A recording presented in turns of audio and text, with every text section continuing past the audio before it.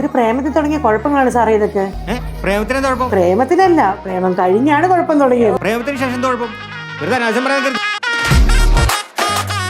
നമുക്ക് അലനെ വിളിച്ചു നോക്കാം. എടുത്തില്ലെങ്കിൽ നമുക്ക് ഹലോ അലൻ, ഹലോ മോനെ അലനെ, എടാ നീ വിളിച്ച എടുക്കുമോ നോക്കാൻ വേണ്ടി ഗാലറി വിഷൻകാരാണ് ഇത് ഓണയർ പോവുകയാണേ.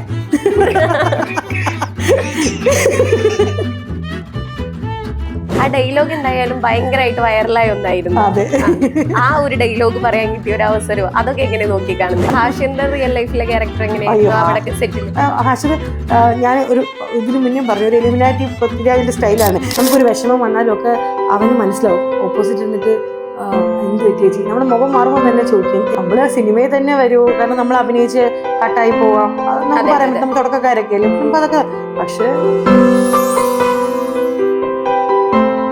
അസിസ്റ്റന്റ് പിള്ളേരൊക്കെ തന്നെ ഉറക്കമേ ഇല്ലായിരുന്നു. കാരണം അവർക്ക് ചിലപ്പോൾ ഇത് സ്കൂൾ ഷൂട്ട് കഴിഞ്ഞ് നൈറ്റ് ഷൂട്ട് ഉണ്ടാവും, അത് കഴിഞ്ഞ് പിറ്റേ ദിവസത്തതും പ്ലാൻ ചെയ്ത് അവരെപ്പോഴാണ് ഉറങ്ങുന്നതെന്ന് അറിഞ്ഞൂടാ. ഇങ്ങനെ ഒരു ക്യാരക്ടർ ചെയ്യണം തന്നെയായിരുന്നു ആഗ്രഹം. അതിനകത്തൊരു ചിരി പോലും ഇല്ല. അതിനകത്ത് നേരെ കുശുമ്പി ചൊറിച്ചി ആളുകൾ വെറുക്കപ്പെടുന്ന ഒരു ടീച്ചറായിട്ടാണ് അഭിനയിച്ചത്.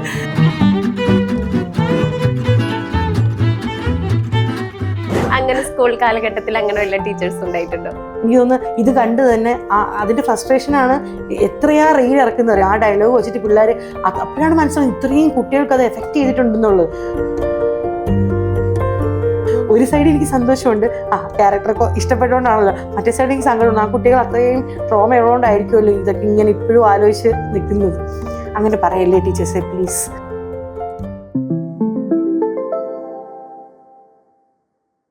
Hello hi everyone, welcome to Gallery Vision Media. It's me Shilpa. അപ്പൊ ഇന്ന് എന്റെ കൂടെ ജോയിൻ ചെയ്യുന്നത് ശ്രീകുട്ടി. ശ്രീകുട്ടി എന്ന് പറഞ്ഞാൽ നമുക്ക് അറിയോന്നറിയില്ല, വാഴയിലെ നമ്മുടെ സ്വന്തം ലേഖ ടീച്ചർ. ഒത്തിരി സ്നേഹത്തോടെ സ്വാഗതം ചെയ്യുന്നു ടീച്ചറെ. എന്തോ എന്തൊക്കെയുണ്ട് ടീച്ചറെ വിശേഷം? മൊത്ത സന്തോഷത്തിൽ ഇങ്ങനെ പറന്നാടി നടക്കുവാണ്. ആദ്യത്തെ പടം ഇത്രയും വലിയ വിജയം എല്ലാവരും സ്വീകരിച്ച് ഒരുപാട് നന്ദി. അതെ, അതിന്റെ ത്രില്ല് അങ്ങോട്ട് പോയിട്ടില്ല. ഇപ്പോഴും ഇപ്പോഴും ശരിക്കും പിന്നെ റിയാലിറ്റിയിലോട്ട് ഇറങ്ങിയിട്ടില്ല. ആ ഒരു ഇങ്ങനെ പറന്ന് നടക്കുവാണ്. ടീമിനെ കണ്ടിട്ടുണ്ടായിരുന്നു ഇപ്പോ? ഇതിന് ശേഷം എല്ലാവരെയും ഒന്നും കണ്ടില്ല. കുറച്ച് പേര് കോസ്റ്റ്യൂം ഡിസൈനറിന്റെ ഫ്രണ്ടാണ് അശ്വതി. പിന്നെ അന്ന് നമ്മൾ പടം പ്രിവ്യൂവിൻ്റെ അന്ന് പത്മ തിയേറ്ററിൽ ഫുൾ ടീമിനെ കണ്ടു. ഭയങ്കര സന്തോഷമായിരുന്നു. ബാക്ക് ടു എന്താ പറയുക, നമ്മുടെ ഒരു ഹോം ഫീലായിരുന്നു. കാരണം ഒരു വർഷത്തിന് മുന്നേ ആയിരുന്നു ഇതിൻ്റെ ഷൂട്ട് നടന്നത് ആലുവയിൽ. അവിടെ ഭയങ്കര രസമായിരുന്നു. അവിടെ നമ്മൾ ശരിക്കും പറഞ്ഞാൽ പണ്ടൊരു കോളേജിൽ പോയത് കണക്കായിരുന്നു. കാരണം സ്കൂൾ പോർഷൻസ് അല്ലേ, വൈകുന്നേരം 6 മണിയൊക്കെ ആകുമ്പോൾ ഷൂട്ട് കഴിഞ്ഞ് കഴിഞ്ഞാൽ പിന്നെ നമുക്ക് ആലുവയിലുള്ളൊരു ഫ്ലാറ്റാണ്. ആ ഫ്ലാറ്റിൽ 3 റൂം ഉണ്ടാവും. ഓരോ റൂമും ഓരോ ഇങ്ങനെ കുട്ടികളും അവരുടെ പാരൻസും ഒക്കെ ഉണ്ട്. അപ്പം ഞങ്ങൾ എല്ലാവരും കൂടെ ശരിക്കും പറഞ്ഞാൽ തിരിച്ച് വൈകുന്നേരം ആകുമ്പോൾ വന്ന് കൂടി കളിക്കലും പുറത്ത് പോകലും സിനിമ കാണാൻ തുടരുമൊക്കെ ഇറങ്ങി അപ്പോഴാണ് ഗ്രൂപ്പായിട്ട് തുടരുമൊക്കെ കാണാൻ പോയി. അങ്ങനെ അതെന്ന് പറഞ്ഞാൽ ശരിക്കും പറഞ്ഞാൽ വീട്ടിലെ ബാധ്യതകളൊക്കെ ഒഴിച്ച് വെച്ചിട്ട് ഒരു മാസം ഒരു കോളേജ് അറ്റ്മോസ്ഫിയർ ആയിരുന്നു. അതുകൊണ്ട് അവരെ കാണുമ്പോഴേ നമുക്ക് ആ ഒരു പോസിറ്റീവ് വൈബാണ്. ആ പോസിറ്റീവ് വൈബ് ആ പടത്തിനും ഉണ്ട്. അതെ, ഉറപ്പായിട്ടുണ്ട്. ഇത്രയും കളക്ഷൻ കിട്ടുമെന്ന് പ്രതീക്ഷിച്ചിട്ടുണ്ടായിരുന്നു? ഇവിടെ കളക്ഷൻ പോയിട്ട് അങ്ങനെ ഇത്ര ഹിറ്റ്, നല്ല പടമാണെന്നറിയാം, ഹിറ്റ് ആവുമെന്നറിയാം. പക്ഷെ ഇത്രയും ഇങ്ങനെ എനിക്ക് തോന്നില്ല ആരും പ്രതീക്ഷ കാണത്തില്ല ഇത്രയും വലിയൊരു ഹിറ്റ്. പക്ഷെ പടം നല്ല കണ്ടന്റ് ആണ്, അതുകൊണ്ട് ഉറപ്പായിട്ട് ഹിറ്റ് ആവുമെന്ന് അറിയാമായിരുന്നു. അത്രയും ഹാർഡ് വർക്ക് എല്ലാവരും അതിനകത്ത് ഇട്ടിട്ടുണ്ട്.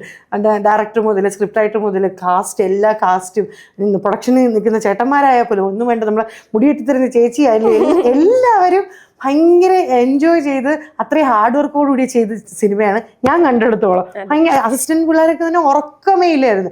കാരണം അവർക്ക് ചിലപ്പോൾ ഇത് സ്കൂൾ ഷൂട്ട് കഴിഞ്ഞ് നൈറ്റ് ഷൂട്ട് ഉണ്ടാവും, അത് കഴിഞ്ഞ് പിറ്റേ ദിവസത്തതും പ്ലാൻ ചെയ്ത് അവരെപ്പോഴാണ് ഉറങ്ങുന്നതെന്ന് അറിഞ്ഞൂടാ. നമ്മൾ എത്തുന്നതിന് മുന്നേ അവരെത്തുകയും ചെയ്യും. നമ്മൾ ചെന്നതിന് ശേഷം പിന്നെയാണ് അവർ റൂമിലേക്ക് എത്തുന്നത്. എന്നിട്ട് നാളത്തെ കാര്യങ്ങളും ചാർട്ട് ചെയ്ത്, എനിക്ക് ശരിക്കും പറഞ്ഞാൽ അവരുടെ അടുത്തൊക്കെ ചോദിക്കുന്നുണ്ട്, നിങ്ങൾ എപ്പോഴാണ് പിള്ളേരെ ഉറങ്ങിയത്? അത്രയും പാഷനേറ്റ് ആയാൽ ഇതൊക്കെ ചെയ്യാൻ പറ്റുള്ളൂ. ആ പാഷനൊക്കെയാണ് നമ്മളിപ്പം അനുഭവിക്കുന്ന ഈ സന്തോഷം. ആ സെറ്റിൽ ഏറ്റവും കൂടുതൽ കണക്ഷൻ ആയിരുന്നു? എനിക്ക് ഒബ്വിയസ്ലി ഞാൻ പറഞ്ഞില്ലേ, കോസ്റ്റ്യൂം ഡിസൈനർ അച്ചു എൻ്റെ കോളേജ് മേറ്റ് ആണ്. അച്ചു വഴിയാണ് ഓഡിഷൻ വന്നത്. അച്ചുവാണ് ആ ഓഡിഷൻ കോളേജ് എന്ന്. ഒബ്വിയസ്ലി ഫസ്റ്റ് എൻ്റെ ബെസ്റ്റ് ഫ്രണ്ടാണ് അവള്, അശ്വതി ജയകുമാർ. അവരാണ് ഏറ്റവും കണക്ഷൻ. പിന്നെ എല്ലാം പിള്ളേരെല്ലാം കണക്ഷനാണ്.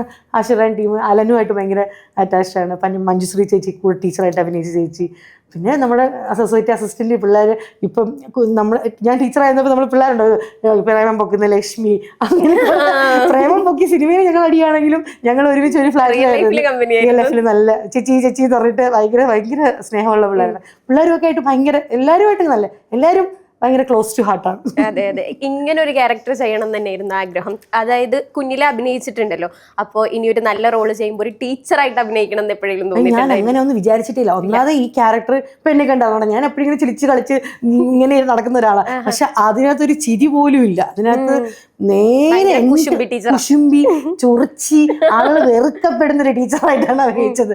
അപ്പം അതുകൊണ്ട് അങ്ങനെ ഒരു ക്യാരക്ടർ അങ്ങനെയൊന്നും ചിന്തിച്ചിട്ടില്ല. എല്ലാതരം ക്യാരക്ടറും ചെയ്യണം. പക്ഷെ എനിക്കൊരു സന്തോഷമുണ്ട്. ഇപ്പം എൻ്റെ ഈ ക്യാരക്ടർ എൻ്റെ റിയൽ ക്യാരക്ടറുമായിട്ട് നേരെ ഒരു ഓപ്പോസിറ്റ് ക്യാരക്ടർ ചെയ്യാൻ പറ്റിയല്ലോ. അപ്പം അത് ആളുകൾക്ക് ഇഷ്ടപ്പെട്ടല്ലോ. അപ്പോൾ അങ്ങനെ ഒരു സന്തോഷമുണ്ട്. നേരെ ഓപ്പോസിറ്റ് ക്യാരക്ടറൊക്കെ ചെയ്യാൻ പറ്റുന്നുണ്ടല്ലോ എന്നുള്ളൊരു ഇതുണ്ടല്ലോ. പക്ഷെ എൻ്റെ ക്യാരക്ടറുമായിട്ട് ഇതിന് യാതൊരു ബന്ധവുമില്ല. ഞാനിങ്ങനെ കുലസ്ത്രീയൊന്നുമല്ല. പിള്ളേരെല്ലാം പ്രേമിച്ചോട്ടെ, എത്ര വേണോ പ്രേമിച്ചോട്ടെ, അങ്ങനത്തെ സൈഡാണ്. പക്ഷെ നോക്കിയും കണ്ടും പ്രേമിക്കണേ, എല്ലായിടത്തും പോയി ചാടരുത്. ഇപ്പൊ ലാസ്റ്റ് ആയിട്ട് ഇതിൽ ആരെന്നെ കോണ്ടാക്ട് ചെയ്തിട്ടുണ്ടാവുക? ചേച്ചി കോണ്ടാക്ട്? ഞാൻ ലാസ്റ്റ് ഇപ്പൊ കോണ്ടാക്ട് ചെയ്തത് അലനെ. അലൻ ഭയങ്കര നല്ല, അവൻ റിപ്ലൈ ഒക്കെ നമുക്ക്, അവൻ ഇത്രയും ബിസി ആണെങ്കിൽ നമ്മൾ എന്തെങ്കിലും കഴിച്ചിട്ട് റിപ്ലൈ ഒക്കെ ചെയ്യും. ഇപ്പോൾ ഒരു ഹൈദരാബാദിന്റെ പ്രൊമോഷനൊക്കെ കഴിഞ്ഞ് തിരിച്ചു വന്നോണ്ടിരിക്കുക എന്ന് പറഞ്ഞിങ്ങനെ മെസ്സേജ് ചെയ്തായിരുന്നു. അവർ ഹൈദരാബാദായിരുന്നു. തെലുങ്ക് ഇറങ്ങിയല്ലോ. തെലുങ്കും അവിടെ ദൈവം സഹായിച്ച് അവിടെയും ഭയങ്കര ഹിറ്റാണ്. അവിടെ തെലുങ്ക് ആൾക്കാർ ടീച്ചർ തെലുങ്ക് കേട്ടപ്പോഴത്തേക്ക് അതിനേക്കാളും ഞെട്ടിട്ട് അഗുഡ് മൊഗുഡ് മൊഗുഡ് എന്നൊക്കെ പറഞ്ഞ് എൻ്റെ വേറെ ഏതോ സൗണ്ടിലെന്ന് എനിക്ക് എന്നെ കണ്ടിട്ട് അവരെന്റെ രൂപത്തിന് വെച്ചൊരു ഗാംഭീര്യമുള്ള സൗണ്ട് എന്നെ കൊടുത്തിട്ടുണ്ട്. അതിനകത്ത് ആ ട്രെയിലറിലും ഇത് തന്നെ വന്നിട്ടുണ്ട്. അത് കണ്ടപ്പോൾ അതിനേക്കാളും സന്തോഷം. നമ്മൾ ക്രോസിംഗ് ദ ബോർഡേഴ്സ് ആദ്യത്തെ പടത്തിൽ തന്നെ ഞാൻ പറയുന്നു, നമ്മൾ പടം ഒന്ന് അഭിനയിച്ചാൽ എന്താ, പടം 200 കോടി കാത്തിരിക്കുന്നു. പാട്ട് കറക്റ്റ് മാച്ചായി. തൂക്കി ചുവന്ന കരങ്ങൾ, സത്യം തൂക്കി കംപ്ലീറ്റ് വിഷുവും തൂക്കി. ഇനിയിപ്പോൾ അടുത്ത ഫെസ്റ്റിവൽ വരെ മിക്കവാറും തൂക്കി തൂക്കി തന്നെ പോകും. ഇൻഡസ്ട്രി ഹിറ്റായല്ലോ. ഇനിയിപ്പോൾ അടുത്ത വരും. നമ്മുടെ ലാലേട്ടൻ്റെ പടമൊക്കെ വരുന്നുണ്ട്, ദൃശ്യമൊക്കെ വരുന്നുണ്ട്. എല്ലാം അങ്ങനെ തന്നെ പോട്ടെ. നമ്മുടെ ഇൻഡസ്ട്രി നന്നായിട്ട് ഒരുപാട് അവസരം എല്ലാവർക്കും ഉണ്ടായിട്ട് നല്ല ഒരു അടിപൊളി ഇൻഡസ്ട്രി ആയിട്ട് തന്നെ പോട്ടെ. ഇപ്പൊ പറഞ്ഞില്ല അലനെയാണ് ലാസ്റ്റ് ആയിട്ട് കോണ്ടാക്ട് ചെയ്തിട്ടുണ്ടാവുക. അലൻ, ഹാഷിർ, അങ്ങനെ ആരെങ്കിലും വിളിച്ചിട്ട് ഒരു ഹൈ പറയാൻ പറഞ്ഞാൽ ഇപ്പൊ നടക്കും? ഇപ്പം മിക്കവാറും അവരെല്ലാവരും പറഞ്ഞ പ്രൊമോഷന്റെ ഭാഗമായിട്ടായിരിക്കും എടുക്കുമെന്ന് അറിഞ്ഞൂടാ. ആരെ വിളിച്ചിട്ട് പറയും? ഇപ്പം ആരായാലും കുഴപ്പമില്ല, ഞങ്ങൾക്ക് സന്തോഷമുള്ളൂ. കോസ്റ്റ്യൂം ഡിസൈനർ മതിയോ നിങ്ങൾക്ക്? ഈ പടത്തിന് ഇത്രയും സുന്ദരിയൊക്കെ ആയിട്ട് ഡ്രസ്സൊക്കെ തച്ച് ചെയ്യുന്ന കോസ്റ്റ്യൂം ഡിസൈനർ മതിയോ? അവള് വിളിച്ച എന്തായാലും എടുക്കാൻ സാധ്യതയുണ്ട്. ബാക്കി ആരും എടുക്കാൻ സാധ്യതയില്ല. വിളിച്ചു നോക്കാം. നമുക്ക് അലനെ വിളിച്ചു നോക്കാം. അവനെ എടുത്തില്ലെങ്കിൽ നമുക്ക് കോസ്റ്റ്യൂം ഡിസൈനർ ഉണ്ട്. കോസ്റ്റ്യൂമൊക്കെ കൊള്ളാം, പ്രത്യേകിച്ച് ടീച്ചറുടെ സാരി. ലുക്ക് മാറ്റിപ്പോയപ്പോ സങ്കടായ? അതുണ്ട്. അതിനൊരു വലിയ കഥയുണ്ട്. ഞാൻ പറയുന്നു, പാല് വാങ്ങിക്കാൻ പോലും 10 കിലോ പൊട്ടിട്ട് പോകുന്ന ഞാനാണ്. എന്നെ പിടിച്ച് മേക്കപ്പില്ലാത്ത പൊട്ടി ഡള്ള് തുടച്ച് വൃത്തിയേടാക്കി. പക്ഷെ അതുകൊണ്ടൊക്കെയാ ഈ ക്യാരക്ടർ ഞാനേ അല്ലാതെ വേറൊരാളായിട്ട് തന്നെ ഇരിക്കുന്നത്. അലനുണ്ട്, നമ്മുടെ വേദക്കുട്ടിയുടെ ഫോൺ നമ്പർ ഉണ്ട്, നമ്മുടെ അശ്നക്കുട്ടിയുണ്ട്. ആരെ വിളിക്കണ്ടേ? അവൻ എടുക്കോ എന്തോ പാവം. അവ വിചാരിക്കും ഇങ്ങനെ ഇനി ആരോടും അപ്രോച്ചബിൾ ആവണ്ട, ശല്യപ്പെടുത്താൻ തുടങ്ങിയിട്ടുണ്ട്.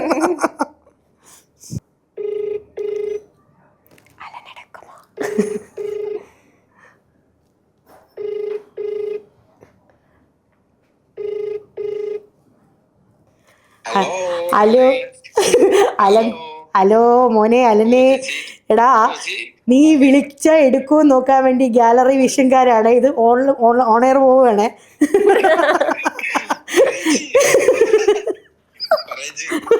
അവര് ചോദിച്ച് ഈ കൂട്ടത്തില് വിളിച്ചാ എടുക്കുന്ന ആരാ? ഞാൻ പറഞ്ഞ് അലൻമോനുണ്ട്, വിളിച്ചാ എടുക്കുമായിരിക്കും, വിളിച്ചു നോക്കാം, ബിസി ആണെങ്കിൽ എടുക്കൂല. പിന്നെ അല്ല പോളി. ടാങ്ക്സ്. ഇവിടെ നമ്മുടെ സിനിമയുടെ സക്സസിന്റെ ഭാഗമായിട്ട് ഗാലറി വിഷൻ എന്ന് പറഞ്ഞ ചാനലിൽ അവര് ഇന്റർവ്യൂ എടുത്തുകൊണ്ടിരിക്കുകയാണ്. അപ്പം നിങ്ങളെയൊക്കെ പറ്റി പറഞ്ഞു. തിരിച്ചെത്തിയോ ഹൈദരാബാദിൽ നിന്ന്? ഓ നടക്കട്ടെ. നീ ഡിസ്കസ് ചെയ്യുമ്പോൾ കൂടെ ടീച്ചറിനെയും കൂടെ കേട്ടിക്കോണേ.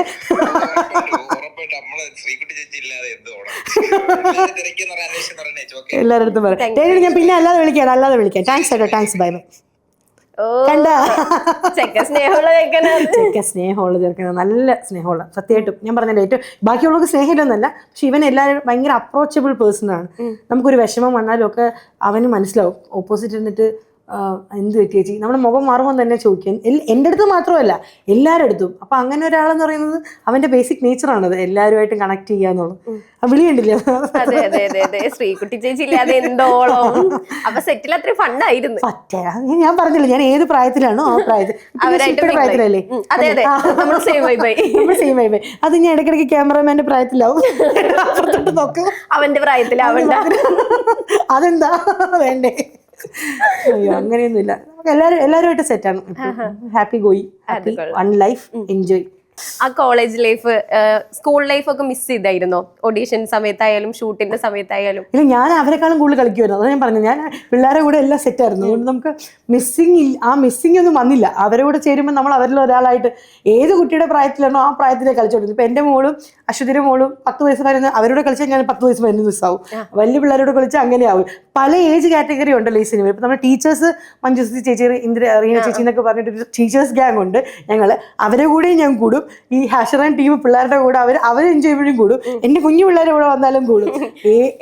ഇവിടെ എന്തും പോകുന്നു, ഇവിടെ എന്തും പോകും. ആ ഡയലോഗ് എന്തായാലും ഭയങ്കരമായിട്ട് വൈറലായ ഒന്നായിരുന്നു. അതെ, ആ ഒരു ഡയലോഗ് പറയാൻ കിട്ടിയ ഒരു അവസരം അതൊക്കെ എങ്ങനെ നോക്കി കാണുന്നത്? പ്രേമത്തിന്റെ ഡയലോഗാണ്. പ്രേമത്തിന്റെ ഡയലോഗ് അതെന്റെ ഏറ്റവും വലിയ ഭാഗ്യമാണ്. അത് ഞാനിപ്പോ ഒരുപാട് സ്ഥലത്ത് പറഞ്ഞു, ഏറ്റവും വലിയ ഭാഗ്യം. ഞാനെന്ന വ്യക്തി ഇപ്പം നിങ്ങളൊക്കെ ഇങ്ങനെ വിളിച്ച് ഇവിടേക്ക് ഇരുത്തുന്നുണ്ടെങ്കിൽ ഞാൻ ആ ട്രെയിലറിൽ വന്ന പ്രേമം അൽഫോൺസ് പുത്രൻ സാറിന് അഗെയിൻസ്റ്റ് പറഞ്ഞ ഡയലോഗ് കൊണ്ട് മാത്രമാണ് ഇത്രയും റീച്ച്. കാരണം ഒരുപാട് സീൻസിലൊന്നും ഇല്ലല്ലോ, 4-5 സീനിലല്ലേ ഉള്ളൂ. അത് എന്റെ കഴിവല്ല, അത് വിപിൻ സാറിന്റെ റൈറ്റിംഗ്, മാജിക്കൽ റൈറ്റിംഗ്. ആ പറഞ്ഞ ഓരോ ഡയലോഗും അത്രയും കിടിലൻ ഡയലോഗുകൾ ആയതുകൊണ്ടാണ്, ആൾക്കാർക്ക് കണക്ട് ആവുന്ന ഡയലോഗുകൾ ആയതുകൊണ്ടാണ് ഇപ്പൊ ഈ പറഞ്ഞ പോലെ അത് നന്നായിരുന്നു എന്ന് എല്ലാവരും പറയുന്നത്. പ്രേമം അതുപോലെ അൽഫോൺസ് പുത്രൻ സാറിനും സവിൻ സാറിനും വിപിൻ സാറിനും ഒക്കെ ഒരുപാട് നന്ദി. അങ്ങനെ ഒരു കിടിലം ഡയലോഗിൽ എന്നെ പ്ലേസ് ചെയ്ത് അത് ട്രെയിലറിൽ ഇട്ട് ഹിറ്റാക്കി. Thank you so much. Trailer കണ്ടപ്പോ തന്നെ നമ്മൾ വിചാരിക്കുന്നുണ്ട്, അൽഫോൺസ് പുത്രൻ സാർ നിൽക്കുന്ന ഓപ്പോസിറ്റ് ആയിട്ട് പ്രേമത്തിന് എന്താ കുഴപ്പമെന്ന് സാർ ഇങ്ങനെ ചോദിക്കുന്നത്. അത് ട്രെയിലറിൽ തന്നെ വന്നു. ഭയങ്കര എക്സൈറ്റ്മെന്റ് ആയിരുന്നില്ലേ? എനിക്ക് അറിഞ്ഞൂടെ ഞാൻ ട്രെയിലറിലൊക്കെ ഉണ്ടെന്നുള്ളത്. ഞാൻ ട്രെയിലർ വന്നതിന് ശേഷമാണ് അറിയുന്നത് ട്രെയിലറിൽ ഉണ്ടെന്ന്. ട്രെയിലർ കണ്ടപ്പോഴത്തേക്ക് എന്റെ കിളി പോയി, ഭയങ്കര സന്തോഷമായി. നമ്മള് സിനിമയിൽ തന്നെ വരുമോ, കാരണം നമ്മൾ അഭിനയിച്ച് കട്ടായി പോവാം, നമുക്ക് പറയാൻ പറ്റും, നമ്മൾ തുടക്കക്കാരൊക്കെ അല്ലേ, നമുക്ക് അതൊക്കെ. പക്ഷെ ഇത് സിനിമയിൽ വന്ന പോലെ അതിന്റെ ട്രെയിലറിൽ വന്നു. ട്രെയിലർ ആ പോർഷൻ മാത്രം ആൾക്കാരെടുത്തിട്ട് എന്താ പറയാ റീൽ ചെയ്യുന്നു. ഭയങ്കര സന്തോഷം. എനിക്ക് ഇതിക്കുള്ളൊരു ഡ്രീം ഡെബ്യൂട്ട് കിട്ടാനില്ല. ഇനി ഇങ്ങനെയൊക്കെയുള്ള റോള് കിട്ടുമെന്ന് പോലും അറിയത്തില്ല. ഓക്കെ, എന്തായാലും ആ ഡയലോഗ് അത്ര ഇഷ്ടപ്പെട്ടു, ഇപ്പൊ ക്ലിക്ക് ആയി നിൽക്കല്ലേ, ഒന്ന് പറഞ്ഞുതരുമോ? പിന്നെന്താ, ഒരു പ്രേമത്തിൽ തുടങ്ങിയ കുഴപ്പങ്ങളാണ് സാറേ ഇതൊക്കെ. പ്രേമത്തിന് എന്താ കുഴപ്പം? പ്രേമത്തിനല്ല, പ്രേമം കഴിഞ്ഞാണ് കുഴപ്പം തുടങ്ങിയത്. കൊള്ളാം. അത് കഴിഞ്ഞ് പിന്നെ വേറെ ഒരെണ്ണം ഞാൻ ശ്രദ്ധിച്ചത് എന്തായിരുന്നെന്ന് വെച്ചാൽ, ഇവളുമാരൊക്കെ വരുന്നത് ഇവന്മാരെ കാണിക്കാൻ വേണ്ടി ഒരുങ്ങി വരുന്നത്. അതും ഇതുപോലെ ഒരുപാട് പിള്ളേർക്ക് ട്രോമ കൊടുത്തൊരു, സത്യമായിട്ടും നമുക്ക് അങ്ങനെ ഒരുപാട് ടീച്ചേഴ്സിനെ കണ്ട് ടീച്ചർമാരുണ്ട്. അപ്പൊ ഞാനത് ഓൾറെഡി ഒരുപാട് പറഞ്ഞതാണ്, അങ്ങനെ പറയരുത്. പിള്ളേരുടെ സെൽഫ് കോൺഫിഡൻസ് ആണ് അതൊക്കെ. ഒരുങ്ങി വരിക എന്ന് പറഞ്ഞാൽ ആരെയും കാണിക്കാനില്ല, നമുക്ക് സ്വന്തം കോൺഫിഡൻ്റ് ആയിട്ട് നല്ല ഇതായിട്ട് നടക്കാൻ വേണ്ടിയല്ല ആരെയും കാണിക്കാൻ. ചിലപ്പോൾ അവർ ഈ പറഞ്ഞതൊക്കെ പഠിത്തത്തിൽ പിറകിലോട്ട് പോകുന്നൊക്കെ വിചാരിച്ചിട്ടായിരിക്കും അങ്ങനെ പറയുന്നതിന് വരും. പഠിക്കണേ പിള്ളേർ, ഇങ്ങനെ ഒരുങ്ങുന്നതൊക്കെ ശരിയല്ല, പഠിക്കണേന്ന് പറഞ്ഞാൽ പോരെ, ഒരുങ്ങുന്നത് ഇങ്ങനെ മോശമാക്കി ഇങ്ങനെ പറയരുത്. അത് കുട്ടികളുടെ സെൽഫ് കോൺഫിഡൻസിനെയാണ് ബാധിക്കുന്നത്. അത് ഒരു സ്ലട്ട് ഷെയ്മിങ് ആണ്. അത് എനിക്ക് തോന്നുന്നു ഇത് കണ്ട് തന്നെ അതിൻ്റെ ഫ്രസ്ട്രേഷനാണ് എത്രയാ റീൽ ഇറക്കുന്നത് അറിയാം. ആ ഡയലോഗ് വെച്ചിട്ട് പിള്ളേർ അപ്പോഴാണ് മനസ്സിലാവുന്നത് ഇത്രയും കുട്ടികൾക്ക് അത് എഫക്റ്റ് ചെയ്തിട്ടുണ്ടെന്നുള്ളത്. സ്കൂളിൽ അടിച്ചു പൊളിച്ചൊക്കെ നടന്നു, പക്ഷെ നിങ്ങൾ ഇങ്ങനെ ഒരു ടീച്ചർ അനുഭവിച്ചിട്ടില്ലെന്നും പറഞ്ഞിട്ട് കുട്ടികൾ എത്രയാ റീൽ ഇറക്കുന്നത്. ഒരു ഇൻബോക്സിനകത്ത് എന്തോരം പിള്ളേർ ഇതുപോലൊരു ടീച്ചർ എനിക്ക് ഉണ്ടായിരുന്നു, എനിക്ക് ലൈഫ് ലോങ് അവരെ മറക്കാൻ പറ്റത്തില്ല, ചേച്ചിയെ കണ്ടപ്പോൾ എനിക്ക് നല്ല അടി തരാൻ തോന്നി, ചേച്ചിക്ക് ഒരു അടി കിട്ടിയിരുന്നെങ്കിൽ ആ പപ്പടം സീനിൽ ചേച്ചിക്കും കൂടെ ഒരു അടി കിട്ടിയിരുന്നെങ്കിൽ എന്നൊക്കെ പറയാം. അപ്പം എനിക്ക് സന്തോഷമാണ്, അത്രയും ഇഷ്ടപ്പെട്ടിട്ടല്ലേ അവരതൊക്കെ പറയുന്നത്. പിന്നെ കുറെ പേർക്ക് ഭയങ്കര ട്രോമാറ്റിക് ആയിട്ടൊക്കെ വന്ന് സംസാരിച്ചു, നമുക്ക് പറ്റുന്ന രീതിക്ക് സമ്മാനിച്ചു കിട്ടും. ഒരു സൈഡ് എനിക്ക് സന്തോഷമുണ്ട്, ക്യാരക്ടറൊക്കെ ഇഷ്ടപ്പെട്ടുകൊണ്ടാണല്ലോ, മറ്റേ സൈഡ് എനിക്ക് സങ്കടമുണ്ട്. ആ കുട്ടികൾ അത്രയും ട്രോമ ഉള്ളതുകൊണ്ടായിരിക്കുമല്ലോ ഇതൊക്കെ ഇങ്ങനെ ഇപ്പോഴും ആലോചിച്ച് നിൽക്കുന്നത്. അങ്ങനെ പറയല്ലേ ടീച്ചേഴ്സെ, പ്ലീസ്. അങ്ങനെ പറയല്ലേ, നിങ്ങൾ പഠിക്കുന്ന കാര്യമൊക്കെ പറഞ്ഞാൽ മതി, പിള്ളേരെ ഇങ്ങനെ സ്ലട്ട് ഷെയിം ചെയ്യരുത് പ്ലീസ്. അങ്ങനെ സ്കൂൾ കാലഘട്ടത്തിൽ അങ്ങനെ വല്ല ടീച്ചേഴ്സ് ഉണ്ടായിട്ടുണ്ടോ?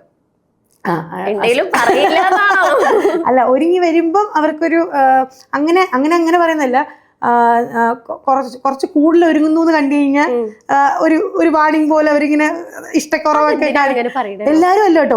ചില ടീച്ചേഴ്സ് എനിക്ക് തോന്നുന്നത് പഠിത്തത്തിൽ ഫോക്കസ് ചെയ്യണം, അത് കഴിഞ്ഞു പോയി കഴിഞ്ഞാൽ പഠിത്തം മാറിപ്പോകും എന്നൊക്കെ വിചാരിച്ചിട്ടായിരിക്കും. ഒരുക്കം കാണുമ്പോൾ അവർ തോന്നുന്നത് ഈ പറഞ്ഞ കണക്ക് ഇനി വല്ല ലൈൻ ഉണ്ടായിട്ടാണോ എന്നൊക്കെ കൂലങ്കഷമായിട്ട് രേഖ ടീച്ചർ സംസാരിച്ച കണക്ക് അവന്മാരെ കാണിക്കാനാണോ ഈ ഒരുങ്ങി വരുന്നത്. അപ്പൊ ഇനി അതിലോട്ടൊക്കെ ചാടിപ്പോയാൽ പിള്ളേർ വഷളായി പോകും. ചിലപ്പോൾ അവരുടെ കൺസേൺ, ഞാൻ ആ റോള് ചെയ്തുകൊണ്ട് മാത്രമല്ല, ചിലപ്പോൾ ടീച്ചേഴ്സിന്റെ കൺസേൺ ആയിരിക്കും, പക്ഷെ അത് കുറച്ചുകൂടെ മോൾഡ് ചെയ്ത് പറഞ്ഞു കഴിഞ്ഞാൽ കുറച്ചുകൂടെ നല്ലതായിരിക്കും തോന്നി. അല്ലെങ്കിൽ കുട്ടികളൊക്കെ ഇങ്ങനെ ഭയങ്കര വിഷമത്തിലാവും. അതുകൊണ്ട് കുറച്ച് സോഫ്റ്റ് ആയിട്ട് പറയൂ ടീച്ചേഴ്സ് പ്ലീസ്.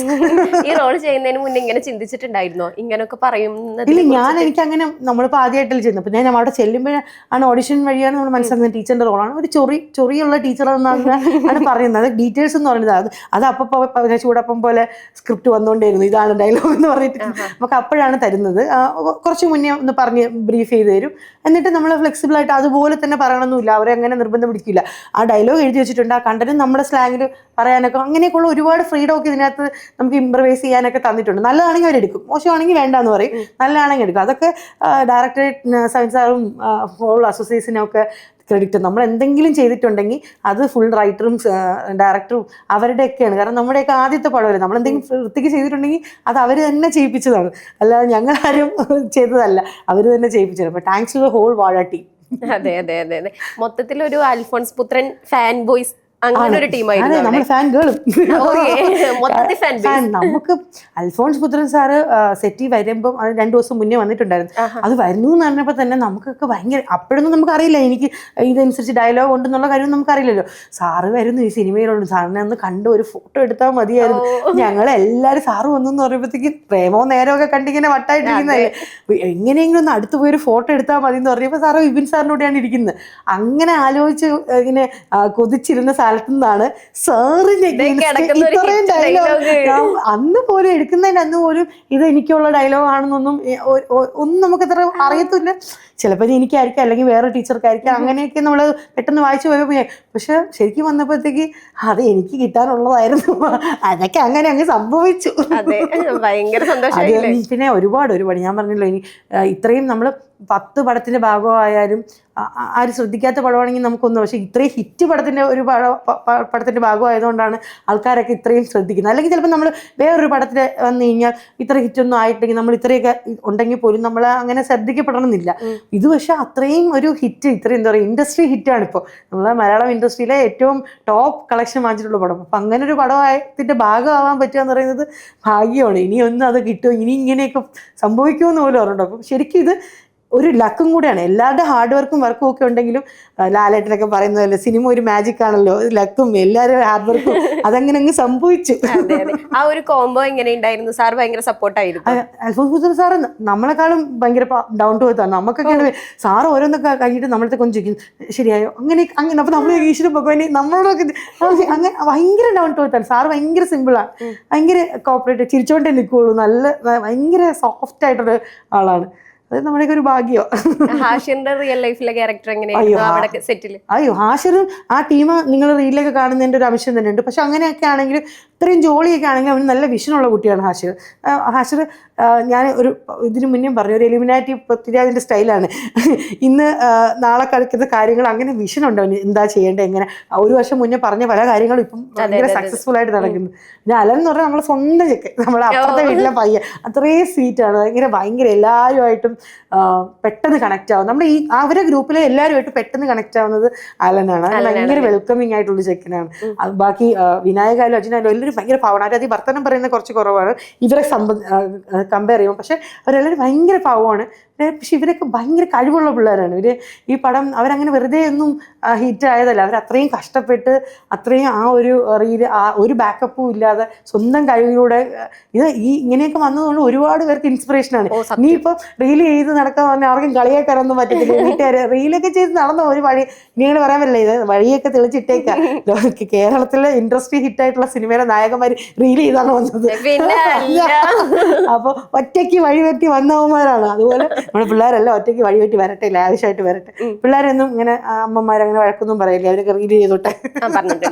പക്ഷെ പഠിക്കാൻ വേണം, അങ്ങനെയല്ല, പഠിക്കാൻ വേണം. കാരണം ഈ പറഞ്ഞ കണക്ക് നമ്മൾ സിനിമയിലൊക്കെ അഭിനയിച്ചാലും നമുക്ക് എപ്പോഴും ഒരു സ്റ്റെബിലിറ്റി ഫിനാൻഷ്യലി കിട്ടണമെന്നില്ല. അപ്പം നിങ്ങൾ പഠിച്ച് ഒരു സൈഡിൽ എന്തെങ്കിലും ഉണ്ടെങ്കിൽ നമുക്ക് പാഷനിൽ ഡയറക്റ്റായിട്ട് എടുത്ത് ചാടാം. ബാക്കപ്പ് ആയിട്ട് ഫിനാൻഷ്യലായിട്ടൊരു സാധനം ഉണ്ടെങ്കിൽ ഇത് കളഞ്ഞാലും എനിക്ക് തിരിച്ചു വരാമെന്ന് പറഞ്ഞു കഴിഞ്ഞാൽ കുറച്ചുകൂടെ ആത്മാർത്ഥമായിട്ട് നമുക്ക് എല്ലാത്തിനും പരിശ്രമിക്കാം. സോ പഠിക്കാൻ വേണം. ഈ അലന്റെ ഹാഷിറിന്റെ ഒക്കെ റീൽസ് മുന്നേ കണ്ടിട്ടുണ്ടായിരുന്നു. ഞാൻ കുറവായിരുന്നു സത്യം പറഞ്ഞു കഴിഞ്ഞാൽ. അവര് ഈ സിനിമയിൽ വരുന്നതിന് മുന്നേ കുറവായിരുന്നു. പക്ഷെ നമ്മളിത് ഫസ്റ്റ് പാർട്ട് കഴിഞ്ഞ് അത് കഴിഞ്ഞിട്ടൊക്കെ നമ്മൾ ലാസ്റ്റ് ഇങ്ങനെ ഹാഷിറിനെ പറ്റിയിട്ടുള്ള ന്യൂസ് ഒക്കെ വന്നല്ലോ. പിള്ളേരെല്ലാം ഹാഷിറിനെ കാണാൻ വേണ്ടി വാഴ 1 വന്നിട്ട് ഹാഷിർ ഇല്ലായിരുന്നു, പരാതി പറഞ്ഞിട്ട് പോയി. അപ്പോഴാണ് ഇതാരപ്പോൾ ഇത്രയും നോക്കിയപ്പോൾ അവന് ഓൾറെഡി തന്നെ 2 മില്യൺ 3 മില്യൺ ഫോളോവേഴ്സ് ഉണ്ട്. ചിലപ്പോൾ നമ്മൾ വയസ്സായതുകൊണ്ടായിരിക്കും നമ്മുടെ ഫീഡിനകത്ത് വരാത്തത്. എനിക്ക് മനസ്സുകൊണ്ട് വയസ്സായില്ലെങ്കിലും പ്രായം കൊണ്ട് ചിലപ്പോൾ ഇൻസ്റ്റാഗ്രാം കണ്ടുപിടിച്ചിട്ടുണ്ട് ഇവക്ക് ഇടണ്ടെന്നുള്ളത്. അപ്പൊ എനിക്ക് തോന്നുന്നു 15 മുതൽ 23, 25 വയസ്സ് വരെയുള്ളവരെ കാണുന്നത് കൂടുതൽ ഇവര് കുഞ്ഞു ഫാൻസ് ആണ് കൂടുതൽ. അതുകൊണ്ട് നമ്മുടെ ഫീൽഡിൽ അധികം വരാത്തതുകൊണ്ട് കണ്ടിട്ടുണ്ട് ഈ പറഞ്ഞ കണക്ക് ഈ കേരളത്തിൽ എന്താ നടക്കുന്നത് അതൊക്കെ മൈമായിട്ടൊക്കെ യൂസ് ചെയ്യുന്നത്. പക്ഷെ ഫോക്കസ് ചെയ്ത് കണ്ടത് വാഴ 1 ശേഷവും. കണ്ടു തുടങ്ങിയപ്പോ എന്താ അഡിക്റ്റായി. അപ്പൊ ഇതിലാവും എന്താ പറയാ, ഇത്രയും കിട്ടുന്നതിലൊന്നും അത്ഭുതം ഇല്ലെന്ന് മനസ്സിലായി. കാരണം ഞാനും അഡിക്റ്റായി. ഇവരുടെ എല്ലാം ഇരുന്ന് വെയിറ്റ് ചെയ്ത് കാണാൻ തുടങ്ങി ഇവരുടെ റീൽസ് എല്ലാവരും. കാരണം ഭയങ്കര ഹാപ്പിനെസ് അല്ലേ, അതിനകത്തൊന്നും നെഗറ്റീവ് ഇല്ലല്ലോ ഈ പിള്ളേർ. പിന്നെ വൾഗാരിറ്റി ഇല്ല. പലരും ചെയ്യുന്നത് കണ്ടിട്ടുള്ളതെന്ന് വെച്ച് കഴിഞ്ഞാൽ ചിരിക്കാൻ വേണ്ടി കുറേ വൾഗർ കാര്യങ്ങളൊക്കെ ഇടും. പക്ഷെ ഇവരെ റീൽസ് നിങ്ങൾ നോക്കിക്കഴിഞ്ഞാൽ അതിനകത്ത് ഒരു വൾഗാരിറ്റിയും ഇല്ല. ഭയങ്കര ലൈറ്റ് ഹാർട്ടഡ് ആയിട്ട് ചിരിക്കാൻ വേണ്ടിയുള്ള നമ്മൾ എന്റർടൈൻ ചെയ്യുക, വേറെ ഒന്നും അതിനകത്തില്ല. അതുകൊണ്ട് അതിന്റെ ഞാനും ഇപ്പൊ കട്ട ഫാനാണ് അവരുടെ. അത് മിസ് ചെയ്യും കേട്ടോ. ഇവര് വലിയ നടന്മാരാകുമ്പോൾ നമുക്ക് അത് ചിലപ്പോൾ മിസ് ചെയ്യും. നിങ്ങൾ ഇനി ചെയ്യോ ഇനി ചെയ്യുമായിരിക്കും. അതെ, ഇടയ്ക്കൊക്കെ ഒന്ന് ആളുകൾ എന്റർടൈൻ ചെയ്തോളൂ പ്ലീസ്. ഞങ്ങൾ മിസ് ചെയ്യും അങ്ങനെ. ആ ഒരു കാസ്റ്റിംഗ് സെറ്റപ്പ് എങ്ങനെയാ നോക്കി കാണുന്നത്? എടുത്ത എല്ലാവരും ഭയങ്കര പക്കയാണ്. അയ്യോ, അത് രാജേഷ് നാരായണൻ സാറാണ് കാസ്റ്റിംഗ് ഡയറക്ടർ. ഇതിന്റെ കാസ്റ്റിംഗ് ആണ് വേറൊരു ഹൈലൈറ്റ് തോന്നിട്ട്. പണി അറിയാവുന്നവരെ മാത്രം തപ്പി കണ്ടുപിടിച്ച് എടുത്ത് വെച്ചേക്കിനി. ആശ്രാൻ ടീം മാത്രമല്ല, നമ്മുടെ കുടുംബ മീൻ ആ തിയേറ്റർ സീനിലൊക്കെ വന്നിട്ട് ഒരൊറ്റ ഒരു സീക്വൻസ് കൊണ്ട് കയ്യടി വാങ്ങിച്ച് തകർത്തിട്ട് പോയില്ലേ. പിന്നെ ഓരോ ആൾക്കാരെയും ഈ കുട്ടികളെല്ലാം നമ്മുടെ നമ്മളെ ധന്യ, കിരൺ എന്നൊക്കെ പറഞ്ഞ് ഞാൻ ലൈൻ പോക്കുന്ന പിള്ളേരൊക്കെ എല്ലാവരും ഓഡിഷനാണ്. അതിൻ്റെ കൂടെയുള്ള കുറേ ലക്ഷ്മി, കീർത്തന എന്നൊക്കെ പറഞ്ഞ് വേറെയും കുറേ കുട്ടികളുണ്ട്. ഓരോ സീൻ ഒക്കെ ചിലപ്പോൾ ഉണ്ടാവുള്ളൂ. പക്ഷെ അവരെല്ലാവരും പെർഫെക്റ്റ് ആയിട്ട് ചെയ്തിട്ടുള്ളൂ. കാരണം ഇവർക്കൊക്കെ കാസ്റ്റിംഗ് ഡയറക്ടർ രാജേഷ് നാരായണൻ സാറായിരുന്നു. അവർക്ക് വർക്ക്ഷോപ്പ് ഉണ്ടായിരുന്നു. അവർക്ക് എനിക്ക് തോന്നുന്നു ഒരു 1 വീക്കോളം വർക്ക്ഷോപ്പ് ഉണ്ടാവും. നായിക ഏഞ്ചൽ, ആരാധ്യ, അലന്റെ പേരായിട്ട് അഭിനയിച്ച ആരാധ്യ, നമ്മുടെ സ്വന്തം വേദക്കുട്ടി അലന്റെ പെങ്ങളായിട്ട് അഭിനയിച്ച അശ്ന എന്ന ഡയറക്ടർ, എല്ലാവരും കിടിലുമാണ്. ഒരു ഭയങ്കര മിടുക്കന്മാർ പിള്ളേരാണ്. അപ്പോൾ ഇത് കിട്ടിയതിൽ യാതൊരു അത്ഭുതമില്ല. ശരിക്കും പറഞ്ഞാൽ ഇപ്പം ഇവർ കിട്ടുന്ന സ്റ്റാർഡം അത്രയും അവർ കഷ്ടപ്പെട്ട് വന്നതാണ്. ഇനിയിപ്പോ അടുത്തൊരു പാർട്ട് വരുന്നുണ്ടല്ലോ, നെക്സ്റ്റ് പാർട്ട്. അതെ, ബില്യൺസ് ഓഫ് ഗേൾസ്. അതെ, അതിലെ റോൾ എന്താ അറിഞ്ഞൂടാ. ആഗ്രഹമുണ്ട്. വിപിൻ സാറ് വിചാരിക്കണം, ടീച്ചർ ഒന്നുകൂടെ കൊണ്ടുവരുമോ വിപിൻ സാറേ, എന്നാ തകർക്കില്ലേ. പറയുന്ന പോലെ ആഗ്രഹമുണ്ട്. എല്ലാവർക്കും ഉണ്ടാവുമല്ലോ. ഇപ്പൊ ഇത്രയും ഹിറ്റ് ആകുമ്പോഴത്തേക്ക് നമ്മളെ ഇൻബോക്സിലൊക്കെ പിള്ളേരൊക്കെ വന്ന് ചോദിച്ചു തുടങ്ങി, ചേച്ചി ഒന്ന് അയച്ചു കൊടുക്കും ഈ പ്രൊഫൈൽ. അവിടെ ഒന്ന് ഇവര് ഡിക്ലെയർ ചെയ്തതേ ഉള്ളൂ ഒരു സാധനം. അപ്പൊ ഞാനേ എങ്ങനെ ഇതിനകത്ത് കയറാൻ ആലോചിക്കുക. അതൊന്നും ആയിട്ടില്ല. എനിക്ക് തോന്നുന്നത് അവർ ഡിക്ലെയർ ചെയ്തിട്ടേ ഉള്ളൂ. അല്ലെങ്കിൽ ഫർദർ ഇതൊന്നുമില്ല. സാറിപ്പം സന്തോഷ് ട്രോഫി ഒക്കെ എടുത്തോണ്ടിരിക്കുകയാണല്ലോ. അപ്പൊ ആവുമ്പം വിളിക്കും. ആവുമ്പോ എല്ലാരും അപ്ലൈ ചെയ്യുക, കിട്ടും. കഴിവുള്ളവരെല്ലാരും അവരെടുക്കും. അല്ലാതെ അതിന്റെ കൂടുതൽ അപ്ഡേഷൻസ് ഒന്നും നമുക്ക് അറിഞ്ഞൂടെ. ചിലപ്പോൾ അവര് വർക്ക് ചെയ്യുന്നുണ്ടാവും, നമുക്കൊന്നും അറിയത്തില്ല. കേട്ടത് ഇങ്ങനെയാണ്. സന്തോഷ് ട്രോഫി ഒക്കെ കഴിഞ്ഞിട്ട് ഉണ്ടാവുള്ളൂ. അത് നമ്മുടെ തന്നെ അസോസിയേറ്റ് വിശ്വമാണ് എടുക്കുന്നത്. അതാണ് ഈ ടീമിന്റെ പ്രത്യേകത. ഇപ്പം ഈ ടീമിന് സവിൻ സാർ ഡയറക്ടർ എന്ന് പറഞ്ഞത് പ്രീവിയസ് വിപിൻ സാർ പടത്തിലെ അസോസിയേറ്റ് ആയിരുന്നു. ഇപ്പൊ ഇതിൽ അസോസിയേറ്റ് വിശ്വമാണ് അടുത്താവുന്നത്. അപ്പം അതുപോലെ തന്നെ DOP ആയിട്ടുള്ള ആൾക്കാർ അഖിൽ ലൈലാസുർ എന്ന് പറഞ്ഞ DOP തന്നെ കഴിഞ്ഞ അസോസിയേറ്റ് ആയിരുന്നു. അതുപോലെ അതിന് മുന്നത്തെ ആൾക്കാർ അസോസിയേറ്റ് ആയിരുന്നവർ മീനാക്കും. അപ്പൊ ഇവരെ ടീമിൽ വിപിൻ സാറിന്റെ ടീമിൽ കേട്ടി കഴിഞ്ഞാൽ അവര് പ്രൊഡ്യൂസും ചെയ്യും. 5 പേര് ഇവരുടെ ടീമുണ്ട്. റൈറ്റിംഗ് ചെയ്തവരെ സെറ്റ് ചെയ്തവർ. നിങ്ങൾക്ക് കഴിവുള്ളവരാണോ, കഴിവുണ്ടെങ്കിൽ ആ കഴിവ് ഈ ടീമിൽ വന്നതിനെ രക്ഷപ്പെടും. സത്യമായിട്ട് ഞാൻ സ്വയം മാത്രം രക്ഷപ്പെടണമെന്ന് വിചാരിക്കുന്ന ഒരാളല്ല. എനിക്ക് മനസ്സിലാക്കിയെടുത്തോളാം. കൂടെയുള്ള വിപിൻ സാറ് കൂടെയുള്ള എല്ലാവരെയും കയറ്റി വരുന്നത്. അത് എത്രത്തോളം എത്ര ആൾക്കാർ അങ്ങനെ ചിന്തിക്കുന്നുണ്ട്. ഇപ്പോൾ ഒരാൾ അസോസിയേറ്റ് നന്നായിട്ട് ചെയ്യുന്നുണ്ടെങ്കിൽ അവൻ എൻ്റെ എല്ലാ പടത്തിലും അസോസിയേറ്റ് ആയിട്ട് ഇരിക്കട്ടെ, അങ്ങനെ ക്രൂക്കഡായിട്ട് വിചാരിച്ചില്ലെങ്കിലും ബൈ ഡിഫോൾട്ട് അങ്ങനെ ആവില്ല. ഇപ്പം നന്നായിട്ട് ഒരാൾ പണിയെടുക്കുന്നു, അപ്പം നമ്മൾ അടുത്തായാലും അയാളെ തന്നെ അസോസിയേറ്റ് ആയിട്ട് വിളിക്കുക, മോശമായിട്ടല്ല. പക്ഷെ അതിനപ്പുറം ചിന്തിച്ചിട്ട് അയാൾക്കൊരു ജീവിതം കൊണ്ടാണ്, നന്നായിട്ട് ചെയ്യുന്നുണ്ട്, അയാൾക്ക് എങ്ങനെ എന്നാൽ കഴിയുന്ന വിധത്ത് അവനെ പ്രൊജക്ട് ചെയ്ത് മെയിൻ ലീഡിലേക്ക് എങ്ങനെ കൊണ്ടുവരാം എന്നൊരു ഡയറക്ടറൊക്കെ ചിന്തിക്കുന്നുണ്ടെങ്കിൽ അതൊരു നല്ല മനസ്സാണ്. നല്ല മനസ്സ് മാത്രമല്ല, എന്താ പറയാ, അതും കൂടെയൊക്കെയാണ് ഇതിന്റെ ഒരു മാജിക്. ഇതിപ്പം 2-3 അസോസിയേറ്റ്സ് ഉണ്ടെങ്കിൽ ഒരു ഈഗോ ആരും തമ്മിലില്ല. കാരണം ഇന്ന് ഞാൻ നാളെ നീ എന്ന് പറയുന്ന ആൾക്ക് ലിറ്ററലി ഇന്ന് ഞാനാണെങ്കിൽ നാളെ നീയാണ് നന്നായിട്ട് വർക്ക് ചെയ്ത് കഴിഞ്ഞാൽ.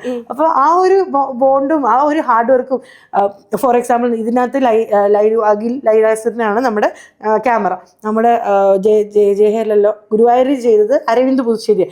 അഖില് മെയിൻ ചെയ്തിരിക്കുമ്പോൾ അത് മെയിനായിട്ട് ചെയ്ത് അരവിന്ദ് ഇതിനകത്ത് സബായിട്ട് ഇരിക്കുന്നുണ്ട്. അവർ തമ്മിൽ അങ്ങനെ ഒരു ഈഗോയേ ഇല്ല. ഇവരെല്ലാവരും അപ്പു എന്ന് പറഞ്ഞ ക്യാമറ, ഇവരെല്ലാവരും രക്ഷപ്പെടണം, അങ്ങോട്ടും ഇങ്ങോട്ടും രക്ഷപ്പെടണം എന്നൊരു ബ്രദർലി അഫെക്ഷനാണ്.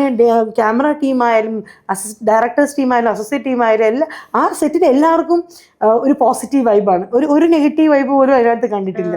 അതിന്റെ ഗുണമൊക്കെയാണ് ഇപ്പം കിട്ടിയിരിക്കുന്നത്.